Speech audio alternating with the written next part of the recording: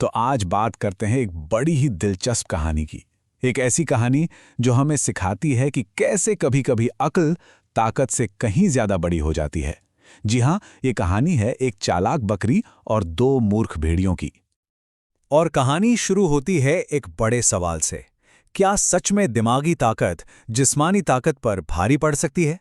सुनने में तो लगता है कि हाँ, लेकिन कैसे? ये सवाल सिर्फ जंगल के लिए नहीं, बल्कि हमारी अपनी जिंदगी के लिए भी बहुत मायने रखता है। तो चलिए कहानी में आगे बढ़ते हैं और मिलते हैं हमारे मेन कैरेक्टर से, एक बहुत ही होशियार, बहुत ही समझदार बकरी।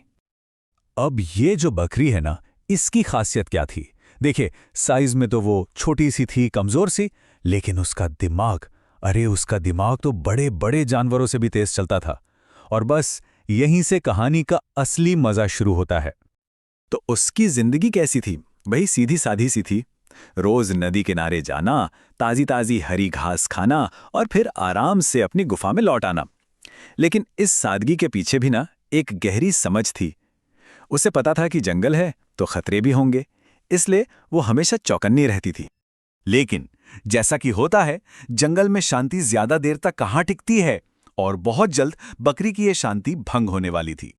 बस, और यही कहानी में आता है एक ट्विस्ट।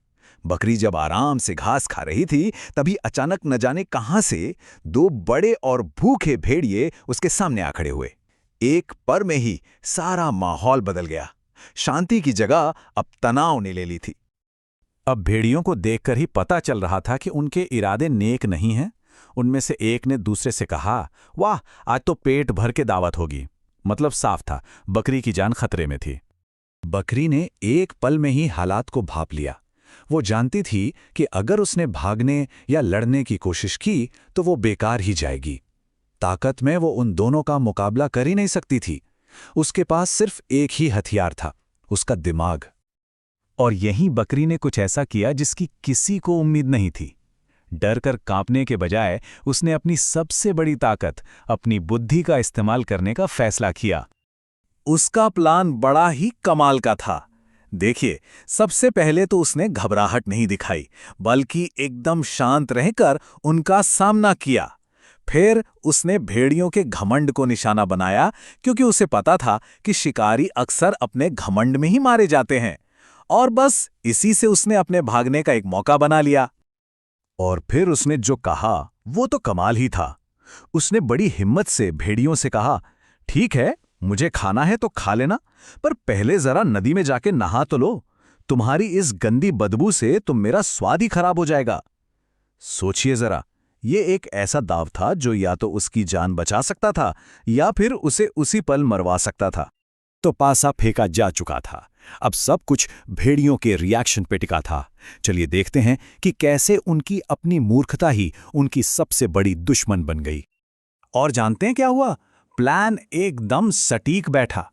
भेड़िए अपने घमंड में चूर थे। उन्हें लगा बकरी सही कह रही है, और वो सच में नहाने के लिए नदी की ओर चल दिए।